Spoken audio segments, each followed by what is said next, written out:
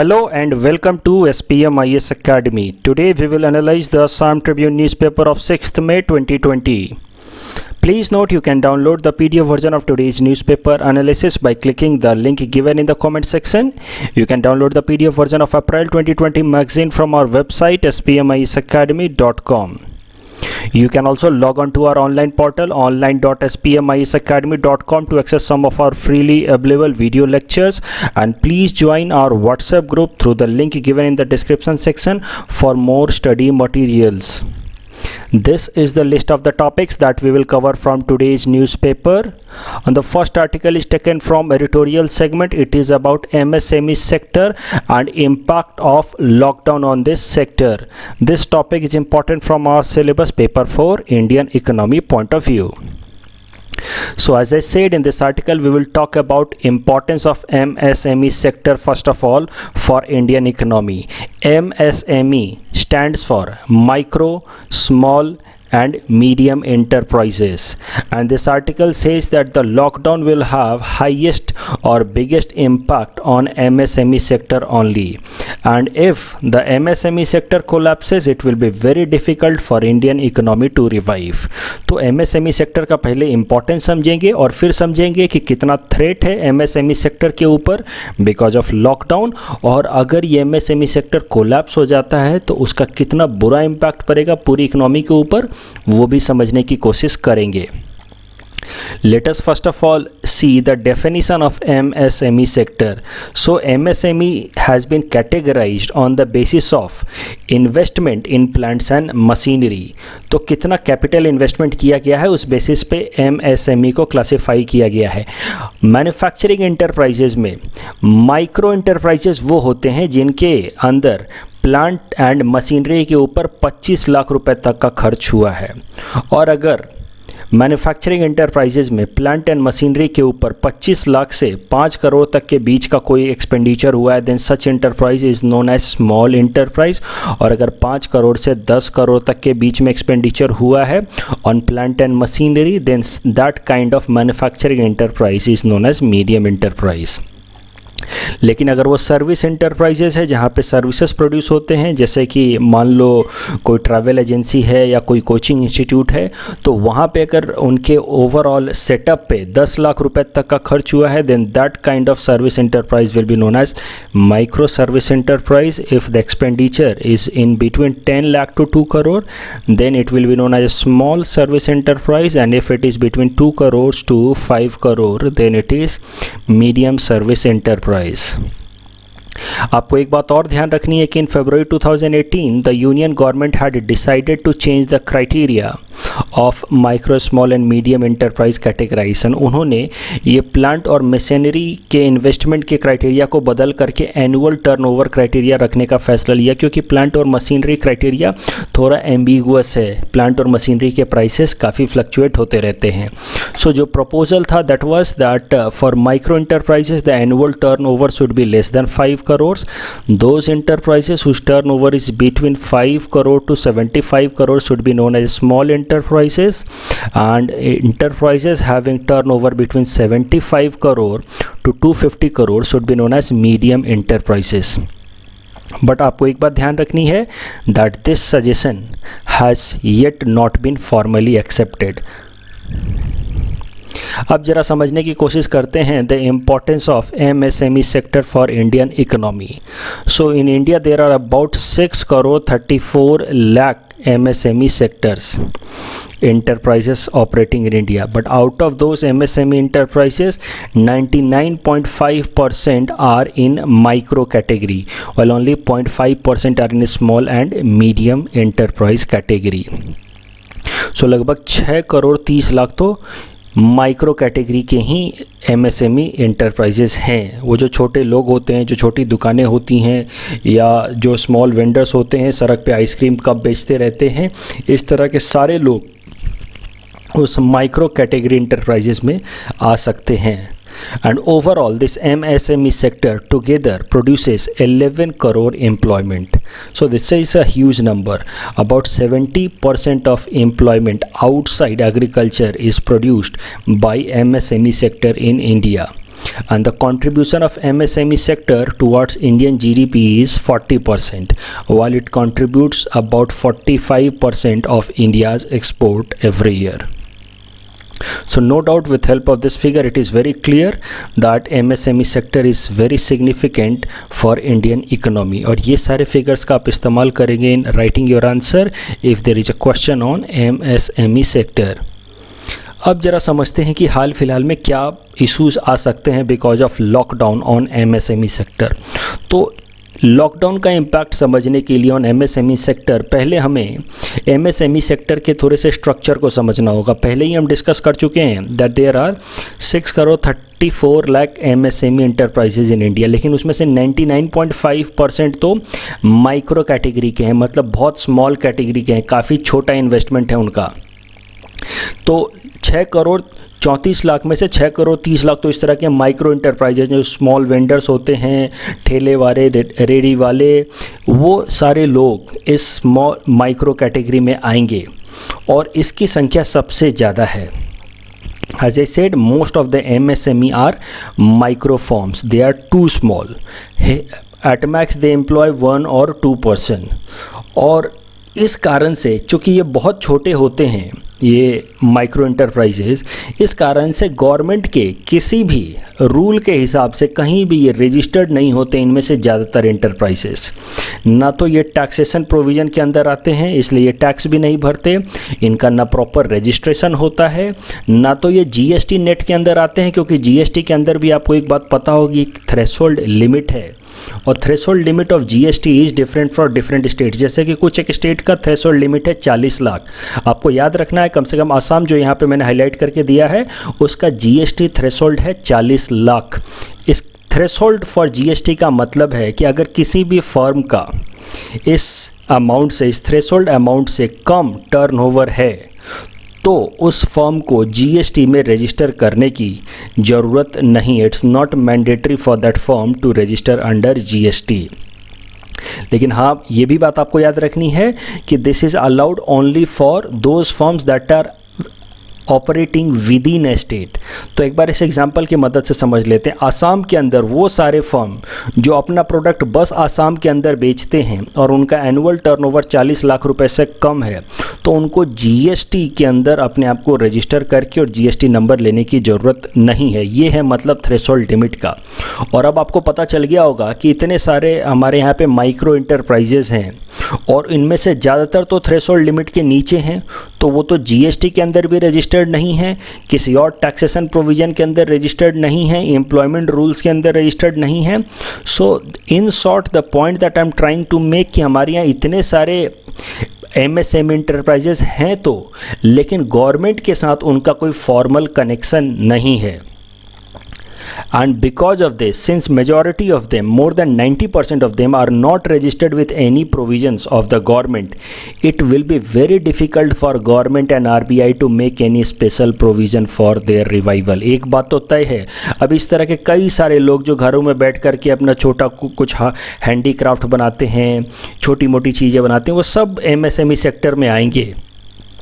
लेकिन ये लोग चूँकि फॉर्मली गवर्नमेंट के साथ अटैच्ड नहीं है, कनेक्टेड नहीं है, तो इनको रिकॉग्नाइज करके और इनके रिवाइवल के लिए कोई एक प्रॉपर प्रोविज़न लेकर के आना भारत सरकार या RBI के लिए काफ़ी डिफ़िकल्ट होगा। कुछ दिनों पहले हमने डिस्कस किया था कि म्यूचुअल फंड में जैसे ही थोड़ा स्ट्रेस डेवलप हुआ, RBI ने 50,000 करोड़ का एक सेपरेट फंड क्रिएट कर दिया because of mutual fund. That was possible only because mutual funds are formally recognised. लेकिन अभी भारत सरकार या RBI इन सारे इंटरप्राइजेस के लिए अलग से फंड बना ही नहीं सकती, इनको हेल्प कर ही नहीं सकते because they are not recognized. और चूंकि ये रिकॉग्नाइज्ड नहीं है, so they are not formally linked with banking sector. जब बैंकिंग सेक्टर के साथ ये लिंक्ड नहीं है, तो आखिर भारत सरकार इन सारे इंटरप्राइजेस को कैसे क्रेडिट अवेल कराएगी? How RBI will help these agencies, these enterprises with credit? So it's going to be very difficult. These agencies are going to be worst hit because of lockdown, क्योंकि इनके पास overall surplus काफ़ी कम होता है, deposit काफ़ी कम होता है, इनकी savings तुरंत ख़त्म हो जाएगी। और साथ ही साथ भारत सरकार या RBI के पास कुछ एक स्पेशल कंडुइट भी नहीं है, अप्रोच भी नहीं है इनको रिवाइव करने का। और जो दूसरा प्रॉब्लम ये इंटरप्राइजेज, इस तरह के इंटरप्राइजेज एमएसएमई के इंटरप्राइजेज फेस करेंगे, that will be with respect to informal migrant workers. तो कई सारे माइग्रेंट वर्कर्स तो ऑलरेडी जा चुके हैं अपने नेटिव प्लेस पे, और जैसे जैसे लॉकडाउन लिफ्ट होता जाएगा, जिस तरह का इन्वायरमेंट क्रिएट हो रखा है, most of these informal migrant workers will go back to their native place, and in such scenario it will very difficult for such enterprises to restart once the lockdown is lifted. तो ये सारे problems face करने वाले हैं MSME के enterprises आने वाले time में। और एमएसएमई इतने ज़्यादा एम्प्लॉयमेंट जनरेट करता है, तो अगर ये इंटरप्राइजेस बंद होंगे तो आप समझो कि अनएम्प्लॉयमेंट में कितना स्पाइक आएगा। एक सर्वे कराया गया था, उस सर्वे के हिसाब से पता चला कि only 7% of small and medium enterprises said that they will be able to survive the lockdown. ये जो लॉकडाउन है 2 महीने से चल रहा है, कम से कम 1 महीने तो और चलेगा ही इस तरीके से, पार्शियल तरीके से। और लगभग 93% ऐसे स्मॉल और माइक्रो इंटरप्राइजेस थे जिनका ऐसा मानना था कि अब उनके पास सेविंग्स बची नहीं है और अब वो इस लॉकडाउन को सस्टेन नहीं कर पाएंगे, और उनके पास अब और कोई ऑप्शन नहीं बचा है apart from closing down their business. So आप सोचो, अगर majority of small and medium enterprises अगर बंद होते हैं तो अनएम्प्लॉयमेंट में कितना हाइक आएगा। This sector is major employment generator for Indian economy. So it's going to be a huge surge in unemployment rate because of the lockdown, अगर इस MSME सेक्टर को रिवाइव नहीं किया गया तो। और रिवाइवल के लिए सबसे बड़ा प्रॉब्लम है that they are not formally linked. The next article is taken from Economist segment. It reads, cooperative banks can use SARFAESI Act to recover dues according to Supreme Court. So this topic is again important from our syllabus paper 4 Indian economy point of view. सबसे पहले news समझते हैं। So according to a recent judgment by a 5 judges bench of Supreme Court, now cooperative banks can also use SARFAESI Act to recover their dues. और ये जो judgement है supreme court का, that will help cooperative banks to recover their dues, and in this way it will help in reducing the mounting non-performing assets of cooperative banks. हाल फिलहाल में कई सारे cooperative banks के फेलियर की भी news निकल के आ रही है और इस कारण से ये स्टेप लिया गया है। अब कोऑपरेटिव बैंक्स भी SARFAESI एक्ट का इस्तेमाल कर पाएंगे, जिससे अपना वो ड्यू जो बकाया है उसको रिकवर कर पाएंगे, और इस कारण से उनके ऊपर जो NPA माउंट हो रहा है उसको वो कम कर पाएंगे। तो जरा सा SARFAESI एक्ट के प्रोविजंस को डिटेल में समझते हैं, then only we will be able to appreciate कि कैसे इसकी मदद से NPA को कम किया जा सकता है। तो SARFAESI एक्ट, आपको पूरा नाम याद रखने की ज़रूरत नहीं है, आप बस SARFAESI भी लिखेंगे एग्जाम में तो काम चल जाएगा, but the name is quite long. It is securitisation and reconstruction of financial assets and enforcement of security interest act 2002 that allows banks and other financial organisations to recover bad loans effectively. तो इस act की मदद से financial institution जैसे कि banks अपने NPAs को, अपने बकाया अमाउंट को इफेक्टिव तरीके से रिकवर कर सकते हैं। And the act makes courts intervention unnecessary in case of secured loans. तो इस पॉइंट को समझते हैं, कैसे इस एक्ट के इस्तेमाल से बैड डेट्स को, बैड लोन्स को इफेक्टिव तरीके से रिकवर किया जा सकता है, इसको समझते हैं। सो इस पॉइंट को समझने के लिए, SARFAESI एक्ट के एप्लीकेबिलिटी को समझने के लिए, first of all we need to understand the difference between secured and unsecured loans. Unsecured loan वो होता है that is not protected against any collateral, and if you default on that loan the lenders can not automatically take your property, क्योंकि आपने उसके बदले में कुछ collateral रखा ही नहीं है, कुछ गिरवी रखा ही नहीं है। सरल शब्दों में अनसिक्योर्ड लोन्स मतलब आपने बैंक से लोन तो लिया 1 लाख रुपए का, लेकिन उसके बदले में कुछ भी गिरवी नहीं रखा, कुछ भी कोलैटरल नहीं रखा। Such kind of loan is known as unsecured loan. जबकि सिक्योर्ड लोन वो होता है that is protected against any collateral, and if you default on that loan the lender can automatically take your property. for example home loan, car loan। तो मान लो किसी ने home loan लिया है, तो उसका जो घर का कागजात होता है, that paper is kept with bank as security। तो इस तरीके से वो लोन को हम कहते हैं secured loan। और अगर मान लो उस लेंडर ने पैसा नहीं दिया, इंटरेस्ट अमाउंट नहीं चुकाया अपने लोन पे, तो जो उसके घर के कागजात हैं उनको इस्तेमाल करके बैंक उसके घर को बेच सकता है और अपने ड्यू अमाउंट को रिकवर कर सकता है। That is why such kind of loan is known as secured loan. आप समझते हैं कि आखिर सरफेसी एक्ट कैसे काम करेगा।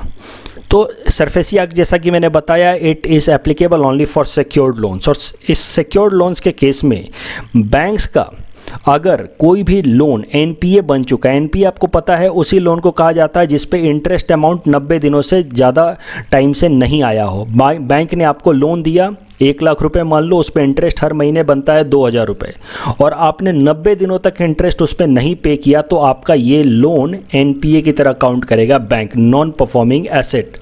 और अगर आपका लोन एनपीए बन चुका है and if this is a secured loan, तो 90 दिनों के बाद जब ये लोन एनपीए बन चुका है तो बैंक आपको एक नोटिस सर्व करेगा, और इस नोटिस सर्व करने के 60 डेज़ के बाद बैंक आपके उस कोलैटरल को, जिसको आपने गिरवी रख के आपने लोन लिया था, उसको बेच सकता है और अपना ड्यू रिकवर कर सकता है according to this SARFAESI act. और इसमें कोर्ट के अप्रूवल की कोई ज़रूरत नहीं है। This is the main provision of SARFAESI act. तो देखो, सरफेसी एक्ट 2002 से पहले कैसे होता था। बिफोर सरफेसी एक्ट 2002, एक बैंक है, इसने किसी कंपनी को, किसी इंडिविजुअल को एक सिक्योर्ड लोन दिया है। सिक्योर्ड लोन का मतलब इसके बदले में इसने कुछ एक कोलैटरल रखा होगा, मॉर्टगेज पेपर रखा होगा, मान लो इसने अपने घर के कागजात दे दिए बैंक के पास, और अब इसने लोन का इंटरेस्ट भी नहीं चुकाया और प्रिंसिपल भी नहीं चुकाया, तो 90 दिनों से ज़्यादा हो गया और इसने इस पर इंटरेस्ट भी नहीं चुकाया, then his loan will become NPA. लेकिन सरफेसी एक्ट से पहले, बिफोर 2002, अब होता क्या था कि इसका लोन एनपीए बन चुका है, फिर भी बैंक इसके घर को डायरेक्ट नहीं बेच सकता था। बैंक को पहले अप्रोच करना होता था टू ए कोर्ट, और कोर्ट में एक केस फाइल करना होता था अगेंस्ट दिस इंडिविजुअल और कंपनी, और जब कोर्ट अलाउ करती थी तभी इस कोलैटरल को, इस कोलैटरल एसेट को बेच करके बैंक अपना ड्यू अमाउंट रिकवर कर पाता था। ये पहले वाले प्रोविजन थे बिफोर सरफेसी एक्ट। तो नेचुरली जब मैटर कोर्ट में जाएगा, then it will get undue, it will take undue time period, और इस कारण से ये मामला अननेसेसरीली डिले होता था और बैंक्स के एनपीए बने रहते थे। कोर्ट में केस 5-5, 6-6 सालों तक चलता रहता था और वो लोन बैंक्स के एनपीए बुक में चढ़ा रहता था। So it led to unnecessary mounting of NPA of the banks. लेकिन फिर सरफेसी एक्ट लाया गया। सो आफ्टर सरफेसी एक्ट देखते हैं क्या प्रोविजंस हो गए। अब बैंक ने आपको लोन दिया, सेम, आपने उसके बदले में कुछ मॉर्टगेज रखा बैंक के पास, और अगर वो लोन एनपीए बन गया, यानी कि आपने 90 दिनों तक उस पर इंटरेस्ट भी नहीं चुकाया, then bank will serve you a notice, and after 60 days of serving that notice, now bank can take the possession of your security. तो जो भी आपने मॉर्टगेज रखा है, जो भी कोलैटरल रखा है, बैंक उसका पोजीशन ले सकता है, उसका कंट्रोल अपने हाथ में ले सकता है। हो सकता है बैंक उसको बेच भी दे और उसको बेच करके अपना ड्यू अमाउंट रिकवर कर ले। और चूंकि इस केस में बैंक को कोर्ट से अप्रूवल नहीं लेना होता, that is the main difference between before and after SARFAESI. तो कोर्ट से अप्रूवल नहीं लेना होता, that is why this process is hastened, और इसमें बैंक का ड्यू अमाउंट जल्दी निकल जाता है और it leads to reduction in NPA amount of the banks. लेकिन एक बात आपको और ध्यान रखनी है कि सरफेसी एक्ट 2002 जो लाया गया था, उसकी मदद से एक नई तरह के फाइनेंशियल इंस्टीट्यूशंस भी बनाए गए हैं जिनका नाम है एसेट रिकंस्ट्रक्शन कंपनीज। तो इनका ज़रा सा काम समझते हैं। देखो, डेफिनेशन तो ये है that an asset reconstruction company is specialized financial institution that buys NPA और bad asset from banks and financial institutions and it improves the asset and then sell it back. लेकिन इसको ज़रा सा समझते हैं एक्चुअली इसका मतलब क्या हुआ। सो एग्जाम्पल ऑफ एआरसी, इसको एग्जाम्पल की मदद से समझते हैं। मान लो कोई एक कोचिंग है, कोचिंग इंस्टीट्यूट है ABC, और उसने किसी बैंक से लोन ले रखा है और ये एक सिक्योर्ड लोन है। तो उस सिक्योर्ड लोन के बदले इस कोचिंग इंस्टीट्यूट का जो भी इंफ्रास्ट्रक्चर है, उसके जो भी डेस्क, चेयर, जो कुछ भी है उस कोचिंग इंस्टीट्यूट का, वो सब कुछ उसके बदले में उसने सिक्योर कर रखा है, तो मॉर्टगेज कर रखा है। और अब इस कोचिंग इंस्टीट्यूट ने 90 दिनों तक इंटरेस्ट नहीं चुकाया, तो इसका लोन अब एनपीए बन गया। ऐसे हालात में बैंक इसके जो भी इसके कोचिंग इंस्टीट्यूट के रिसोर्सेज हैं, एसेट्स हैं, उसका पोजीशन अपने हाथ में ले सकता है अकॉर्डिंग टू सरफेसी एक्ट। लेकिन सवाल ये उठता है कि बैंक्स ये टेबल चेयर लेकर के करेगा क्या? बैंक का तो बिजनेस नहीं है कोचिंग चलाना, तो अब ये कोचिंग इंस्टीट्यूट के एसेट्स को लेकर के ये बैंक करेगा क्या? तो इस कारण से एक अलग तरह की फाइनेंशियल इंस्टीट्यूशंस बनाई गई जिनको कहा गया asset reconstruction companies, ARC। Asset reconstruction companies का काम ये होता है कि एक बार बैंक ने इन रिसोर्सेज का, इन एसेट्स का कंट्रोल अपने हाथ में ले लिया, पोजीशन अपने हाथ में ले लिया, उसके बाद बैंक्स इन सारे एसेट्स का ऑक्शन करेगी, बेचेगी, और ये एसेट रिकंस्ट्रक्शन कंपनी इन सारे एसेट्स को खरीद लेंगे, थोड़ा सस्ते दामों पे खरीद लेंगे, और फिर इसमें जो भी कमियां होंगी जिन कारण से ये कोचिंग नहीं चल पाया, उसकी कमियों को दूर करेंगे, यानी कि इस एसेट को रिकंस्ट्रक्ट करेंगे और इसको रिवाइव करके किसी दूसरे कोचिंग इंस्टीट्यूट वाले को ज़रा ज़्यादा महंगे दामों पे बेच देंगे। तो मान लो ये सारा एसेट इन्होंने 10 लाख रुपए में ख़रीद लिया बैंक से, तो बैंक ने इसको बेच लिया और बैंक को 10 लाख रुपए मिल गए, और इसने इस कोचिंग को थोड़ा सा रिवाइव किया, रिकंस्ट्रक्ट किया इसके एसेट्स को, और दूसरे किसी कोचिंग को XYZ को बेच दिया और 12 लाख में, और इस प्रोसेस में इस एसेट रिकंस्ट्रक्शन कंपनी ने 2 लाख रुपए कमा लिए। So that was the purpose of creating asset reconstruction company, क्योंकि बैंक तो अलग अलग कंपनीज के अलग अलग बिजनेसेस के एसेट्स का कंट्रोल अपने हाथ में लेकर के कुछ कर नहीं सकता, तो उसको वापस से बेचने के लिए एसेट रिकंस्ट्रक्शन कंपनीज बनाई गई हैं। और भारत सरकार ने खुद ही पहली एसेट रिकंस्ट्रक्शन कंपनी बना दी अंडर सरफेसी एक्ट, जिसका नाम था asset reconstruction company of India limited. इस पूरे टॉपिक के बेसिस पे you can attempt one mains practice question, critically analyse the provisions of SARFAESI act 2002। तो आपको एक बात याद रखनी है, सरफेसी एक्ट के बेसिक प्रोविजंस तो मैंने बता दिए, लेकिन आपको एक बात और समझनी है कि ये सरफेसी एक्ट बहुत ज़्यादा सक्सेसफुल नहीं रहा था। वो इसलिए क्योंकि आप एक बात को समझो, अगर इस कोचिंग ABC अपना लोन नहीं चुका पा रही थी, इसका मतलब ये है कि ये कोचिंग ढंग से चल नहीं रहा था, इट वाज नॉट सक्सेसफुल। और अगर ये सक्सेसफुल तरीके से चल नहीं पा रहा है और वैसे हालात में बैंक ने इसका पोजीशन अपने हाथ में लिया और एसेट रिकंस्ट्रक्शन कंपनी को बेच दिया, अब एसेट रिकंस्ट्रक्शन कंपनी ऐसा क्या कर देगी कि ये कोचिंग चलने लगे? जब जो मेन ओनर्स थे इस कोचिंग के वो इसको नहीं चला पाए, तो अब ये एसेट रिकंस्ट्रक्शन कंपनी इसको कैसे रिकंस्ट्रक्ट करेगी, कैसे इसको प्रॉफिटेबल बना के आगे किसी और को बेच पाएगी? ये सुनने में अच्छा लगता है ये अप्रोच कि एसेट रिकंस्ट्रक्शन कंपनी इस कंपनी के एसेट्स को अपने हाथ में ले लेगी, रिकंस्ट्रक्ट करेगी और आगे अच्छे दामों पे बेच देगी इसको रिवाइव करके, but it is a difficult approach.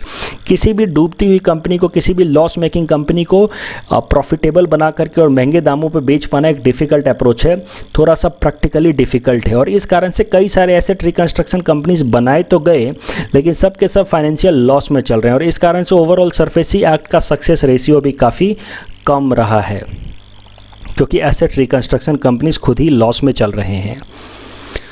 In our next article that is taken from Assam segment, we will see about artificial flood issues for Guwahati city in monsoon season. This topic is important from our syllabus paper 2 Indian geography, paper 4 Assam geography, especially the subtopic urbanization and their problems and remedies.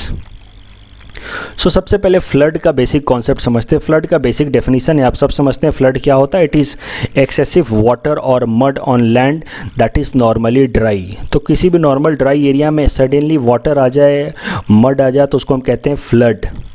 और flood देखो दो तरीके के होते हैं, एक होता है नेचुरल फैक्टर्स के कारण आया हुआ फ्लड, जैसे कि रिवर के वाटर में ओवरफ्लो हो जाए, मॉनसूनल रेनफॉल हो जाए, क्लाउड बर्स्ट हो जाए, तो इसको हम कहते हैं नेचुरल फ्लड। एक होता है आर्टिफिशियल या अर्बन फ्लड। आर्टिफिशियल या अर्बन फ्लड देखो क्यों होता है, ड्रेन के ओवरफ्लो होने के कारण जो नाले हैं उनमें ओवरफ्लो होने लगे। और ये सब क्यों होता है? Because of choking of such drainage. हम लोग अनप्लान्ड तरीके से गार्बेजेस डंप कर देते हैं ड्रेन में, और इस कारण से वो ड्रेन चौक हो जाता है, फिर वो ड्रेन ओवरफ्लो करने लगता है, that leads to flood. That kind of flood is known as artificial flood. Urban flood भी इन्हीं को कहते हैं। और ये अर्बन फ्लड और आर्टिफिशियल फ्लड का प्रॉब्लम गुवाहाटी सिटी में बहुत बढ़ जाता है ड्यूरिंग मानसून सीज़न, क्योंकि चोकिंग तो नॉर्मल रहती ही है, लेकिन जब मानसून सीज़न में बारिश होती है ज़्यादा तो हमारे ड्रेन्स ऑलरेडी चोक्ड होते हैं और उस कारण से वो ड्रेन्स ओवरफ्लो करने लगते हैं, and that leads to problem of urban और आर्टिफिशियल फ्लडिंग। और इस प्रॉब्लम को अवॉइड करने के लिए इस बार गुवाहाटी एडमिनिस्ट्रेशन ने फैसला लिया है कि वो 6 ऐसे प्रोजेक्ट्स चलाएंगे जिसकी मदद से इस बार गुवाहाटी सिटी के अंदर इस तरह की अर्बन फ्लडिंग को अवॉइड किया जा सकता है। तो वो 6 फ्लड प्रोजेक्ट्स हैं: cleaning and desiltation of Pamohi water channel, Barsola Beel, Silsako Beel, Bondajan Beel and Deepor Beel, plus cleaning of NBCC drain. तो ये सारे ड्रेन्स जो इम्पोर्टेंट नाले हैं या वाटर बॉडीज हैं, इनको क्लीन किया जाएगा ताकि इस तरह के अनवांटेड वाटर लॉगिंग को अवॉइड किया जा सके, जिसको हम लोग कहते हैं artificial flood. In our query segment today we will discuss about venture capital। तो वेंचर कैपिटल, देखो वेंचर मतलब सरल इंग्लिश मतलब होता है रिस्क, तो वेंचर कैपिटल मतलब रिस्क कैपिटल, और रिस्क कैपिटल मतलब वो सारा इन्वेस्टमेंट जो किसी नए तरह के बिजनेस में कोई एक इन्वेस्टर करता है, उसको हम कहते हैं वेंचर कैपिटल। और जो इन्वेस्टमेंट करने वाला आदमी होता है, इन्वेस्टर होता है, उसको हम लोग कहते हैं वेंचर कैपिटलिस्ट। इस फिगर की मदद से समझते हैं। मान लो आपके पास कोई एक सुप्रीम आइडिया है, आपके दिमाग में एक बढ़िया प्रोजेक्ट आया कि ऐसे करते हैं, इससे एक प्रोडक्ट बनेगा और इससे काफ़ी फ़ायदा हो सकता है।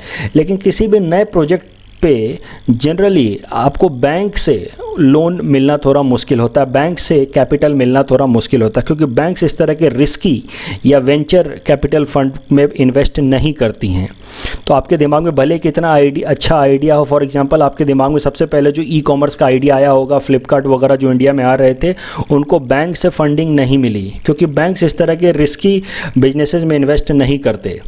तो ऐसे लोगों के लिए जिनके पास कुछ नया सुपर आइडिया है, वो लोग फिर अप्रोच करते हैं इन्वेस्टर्स को, हाई वर्थ इंडिविजुअल्स को जिनके पास काफ़ी पैसा है, या बड़े कॉरपोरेट्स को, उनको ये अप्रोच करते हैं कि सर हमारे पास ये एक अच्छा आइडिया है और इसको आप प्लीज़ फंड करो।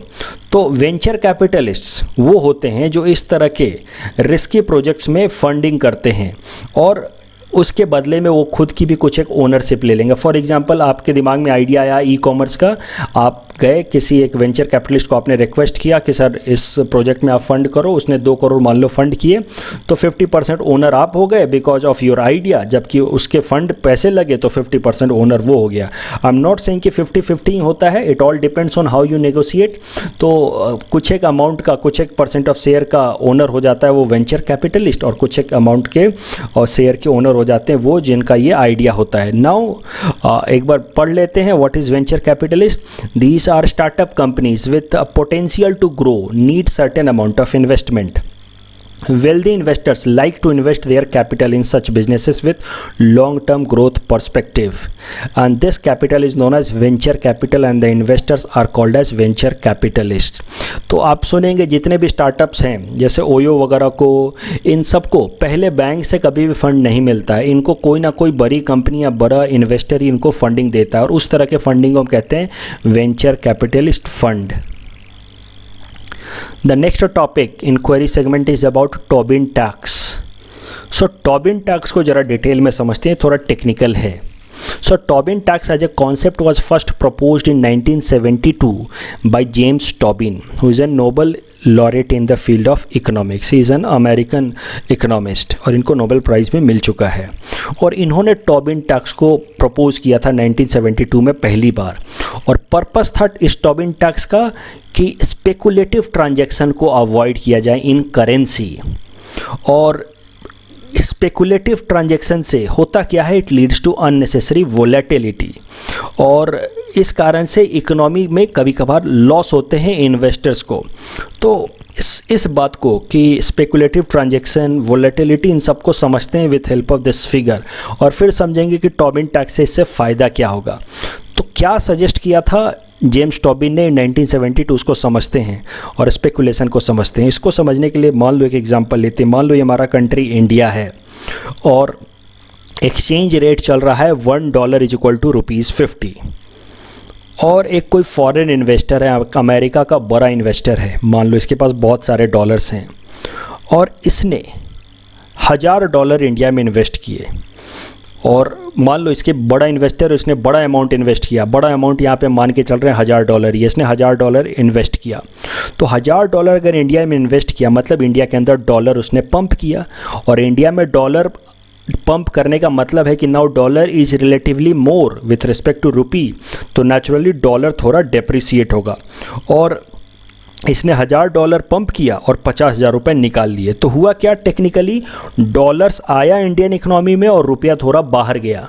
तो इससे हुआ क्या कि डॉलर थोड़ा सा डेप्रिसिएट करेगा। मान लो हाइपोथेटिकली कि अब $1 बराबर हो गया ₹48। तो इस एक्टिविटी के कारण इसने एक बड़ा अमाउंट डाला और डॉलर डाला और रुपया निकाला, इस कारण से डॉलर थोड़ा सा डेप्रिसिएट हुआ। अब होगा क्या, बाकी लोग जिन्होंने डॉलर रखा हुआ है, जो डॉलर होल्ड करके बैठे हैं, वो थोड़ा घबरा जाएंगे, यार डॉलर की प्राइस गिर रही है तो आगे और भी गिर सकती है, तो क्यों ना अपना डॉलर बेच दें और रुपया रख लें, क्योंकि आगे अगर $1 बराबर, अभी तो 48 है, अगर $1 बराबर 46 हो गया, 45 हो गया, 40 हो गया तो हमें और नुकसान हो जाएगा। तो जो लोग भी डॉलर होल्ड करके बैठे हैं वो अपना डॉलर बेचने की कोशिश करेंगे। So in that process they will release more dollar, और इससे होगा क्या टेक्निकली कि now there will be more dollar in the economy and that will lead to further depreciation of dollar. तो इसको कहते हैं स्पेकुलेशन। जैसे कि मैंने, अब स्पेकुलेशन हर फील्ड में काम करता है। फॉर एग्जांपल गोल्ड की प्राइस आप ले लो, गोल्ड की प्राइस मान लो किसी कारण से एक दिन गिर गई, 32,000 रुपये से गिर करके 30,000 रुपये हो गई। तो जो लोग भी गोल्ड होल्ड करके बैठे हुए हैं वो घबरा जाते हैं थोड़ा सा, और वो गोल्ड को जा कर के बेचने लगेंगे, आगे और गिर गई तो क्या होगा। तो इसके में होगा क्या कि they will sell more gold in the market, so there will be now more gold, तो उसकी प्राइस और गिरेगी। तो इसको कहते हैं speculative market and that works for currency market also. इसने डॉलर को थोड़ा सा नीचे सेट किया तो लोग घबरा गए, जिन्होंने डॉलर होल्ड कर रखा तो उन्होंने और डॉलर रिलीज किया, रुपए ले गए, तो फिर से रुपया निकला मार्केट से और डॉलर और आया मार्केट में, और डॉलर और गिरता जाएगा गिरता जाएगा। इसको कहते हैं speculation. Speculation leads to volatility. अब तो आपको समझ आ गया होगा how speculation leads to volatility, क्योंकि कोई भी चीज़ गिरने लगती है तो फिर उसकी फ्री फॉल में कभी कभार चली जाती है, and that leads to volatility, instability in the market. और मान लो कि यहाँ डॉलर गिरते गिरते आ गया $1 बराबर 40 रुपया। इसने किया क्या, $1000 डाले, 50,000 रुपये निकाल लिए, और इस कारण से स्पेकुलेशन सेट हुआ। $1 equal to 48, $1 equal to now 46, इस तरह से गिरते गिरते $1 इक्वल टू 40 रुपीज़ हो गया। और उसके बाद ये क्या करेगा, इस अपने उसी 50,000 रुपये का इस्तेमाल करके, what benefit he got from this transaction, देखते हैं। वो अपने इसी 50,000 रुपये का इस्तेमाल करके नाउ 40 रुपीज़ पर डॉलर के हिसाब से अब डॉलर खरीद लेगा। तो अब इसके पास टेक्निकली अब 40 रुपीज़ पर डॉलर के हिसाब से अगर उस 50,000 रुपये का इस्तेमाल करके वो डॉलर्स खरीदेगा तो इसको मिलेंगे $1250, $1250। तो ओवरऑल हुआ क्या, $1000 इसने डाले और स्पेकुलेशन सेट किया, वोलेटिलिटी लाई मार्केट में और इस कारण से इसको $1250 मिल गया। टोटल इसको $250 का फ़ायदा हो गया just because of speculation and volatility. और इस कारण से कई सारे जो स्टॉक मार्केट है, करेंसी मार्केट है, उनको नेगेटिव इम्पैक्ट उठाना पड़ता था। अननेसेसरी वोलेटिलिटी के कारण इन्वेस्टर्स पैसा नहीं डालना चाहते थे, so that was becoming a problem. तो इसको रोकने के लिए जेम्स टोबिन ने सजेस्ट किया कि क्यों ना हर एक इस तरह के ट्रांजैक्शन पे, अगर इसने डॉलर बेचा है और रुपया लिया है तो उस पर थोड़ा टैक्स लगाया जाए, और वापस से जब ये डॉलर खरीदेगा और रुपया बेचेगा तो उस पर भी टैक्स लगाया जाए। और इस तरीके से जब टैक्स लगेगा हर एक ट्रांजैक्शन पे तो नेचुरली ये थोड़ा डिस्करेज होगा इस एक्टिविटी को बार बार रिपीट करने का। और उस तरह के टैक्सेशन को कहा गया है टोबिन टैक्स। और ये टोबिन टैक्स अब अलग अलग फील्ड में अप्लाई होता है। वैसे तो टोबिन टैक्स सजेस्ट किया था जेम्स टोबिन ने just in the field of currency transaction, लेकिन अभी अलग अलग फील्ड में अप्लाई होता है in order to restrict speculation that leads to instability in market. So Tobin tax was introduced to stop over speculation in the field of currency market, but now it is used in different kind of transaction. For example, India के अंदर security transaction tax लगाया जाता है जो कि एक तरह का टोबिन टैक्स कहा जा सकता है, that is applied in order to avoid overall speculation in security market. तो जरा समझते हैं इस बात को फिर से। मान लो कोई एक कंपनी ए है जिसके शेयर के प्राइस हैं, एक शेयर की प्राइस है ₹100, और कोई एक इन्वेस्टर है, इसके पास बहुत पैसा है और इसने इस कंपनी के 1000 शेयर्स इसके पास पहले से थे, उसने 1000 शेयर्स इस कंपनी के बेचे, तो उसके बदले में इसको 1 लाख रुपए मिल जाएंगे, क्योंकि एक शेयर का प्राइस है 100 रुपीज़ और 1000 शेयर मतलब 1 लाख रुपए। तो इसने 1000 शेयर्स बेचे और 1 लाख रुपए ले लिए। लेकिन जब इसने 1000 शेयर एक बार में बेचे इस कंपनी के, तो नेचुरली मार्केट में शेयर्स ज़्यादा हैं, और जब शेयर ज़्यादा बिक रहे हैं तो नेचुरली इस कंपनी के शेयर्स की प्राइस गिरेगी। तो पहले वो इसने 1000 शेयर्स बेचे होंगे, तो इस कारण से उसकी कंपनी के शेयर के प्राइस गिर करके एक शेयर का 100 रुपीज़ से गिर करके मान लो एक शेयर के प्राइस हो गए 90 रुपये। तो बाकी इन्वेस्टर्स भी घबरा गए होंगे, वो स्पेकुलेट करने लगे होंगे कि इस कंपनी के शेयर्स के प्राइस गिर रहे हैं, so let us sell our shares, ताकि इसके पहले कि वो और गिरे, लेट अस सेल इट। तो अब उन्होंने स्पेकुलेट करके अपना बेचना शुरू किया शेयर। तो when they released more shares further it will go down, और इस तरीके से इट्स शेयर्स प्राइस में go till 1 share is equal to 50 rupees. मान लो इस तरह से इसके शेयर्स के प्राइस गिर करके 1 share is equal to 50 rupees पे चले आए, और इसने 1 लाख रुपए तो निकाल लिए थे इस 1000 शेयर्स को बेच करके। अब ये क्या करेगा, अब उसी 1 लाख रुपए का इस्तेमाल करके, अब एक शेयर का प्राइस है 50 रुपये पर शेयर, तो उसी 1 लाख का इस्तेमाल करके इस कंपनी के 2000 शेयर्स को खरीद लेगा, और अपने आप इस कंपनी के प्राइस भी ऊपर चले जाएंगे, शेयर्स के प्राइस भी ऊपर चले जाएंगे, अगेन यूजिंग दैट स्पेकुलेशन। तो ये होता है speculation that leads to unnecessary volatility. तो जो हाई वर्थ इंडिविजुअल होते हैं, जिनके पास बहुत पैसा होता है, हाई वर्थ कंपनीज होते हैं, वो इस तरह का स्पेकुलेशंस करा करके बहुत प्रॉफिट कमा लेते हैं। तो इस तरह के स्पेकुलेशंस को रोकने के लिए एक तरह का टैक्स इंट्रोड्यूस किया गया इंडिया में, जिसको कहते हैं सिक्योरिटी ट्रांजैक्शन टैक्स, और ये एक तरह का टोबिन टैक्स है। तो सिक्योरिटी ट्रांजैक्शन मतलब हर शेयर को बेचने या खरीदने पे आपको एक छोटा अमाउंट टैक्स की तरह भरना होगा। तो अब इस इन्वेस्टर ने मान लो 1000 शेयर्स जब बेचे, उस पे उसको टैक्स भरना पड़ा होगा, और जब ये 2000 शेयर्स खरीदे उस पे इसको टैक्स भरना पड़ेगा। तो इस तरीके से भारत सरकार की रेवेन्यू जनरेट होगी, और इसको भी थोड़ा डिस्करेजमेंट मिलेगा from unnecessary getting engaged into over speculation, क्योंकि स्पेकुलेशन से बहुत ज़्यादा फ्लक्चुएशन होता है, वोलेटिलिटी होती है, और इस कारण से बाकी जो जेन्युइन इन्वेस्टर्स होते हैं उनको कभी कभार नुकसान उठाना पड़ता है। In our segment 400 most probable topics for upcoming UPSC Prelims 2020, today we'll cover topic number 276 to 280. Topic number 276 is India-Myanmar border free movement regime. The India-Myanmar border has free movement regime which allows the tribes living in the border region to travel 60 km across the boundary without visa restrictions. A visa-free movement regime exists in 4 states, that is in Mizoram, Nagaland, Manipur, Arunachal Pradesh, along the Indo-Myanmar border, under which the people from both countries can stay up to 72 hours in the area with effective and valid permit issued by the designated authorities on either sides. Please attempt this question that is based on this topic. Topic number 277 is about Rafah border crossing. The Rafah border crossing is the sole crossing point between Egypt and Gaza Strip. It is located on the Gaza, जो कि Israel side में है, and Egypt border, which was recognized in 1979 under Israel-Egypt peace treaty. Please attempt this question that is based on this topic. Topic number 278 is about greater bamboo lemur. So it is largest bamboo lemur, over 5 pounds or nearly 2.5 kilograms. Its current range is restricted in southeastern Madagascar. It almost exclusively eats a single species of bamboo, including woody trunk known as cum.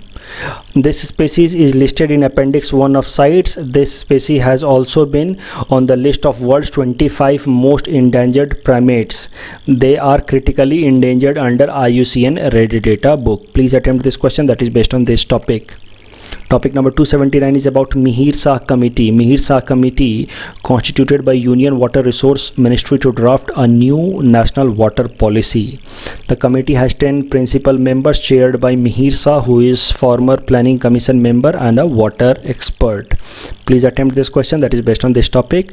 Topic number 280 is important tiger reserves of India. Palamu is the only tiger reserve in the state of Jharkhand, while Buxa Tiger Reserve is in West Bengal and Satkosia Tiger Reserve is in Orissa. Please attempt this question that is based on this topic.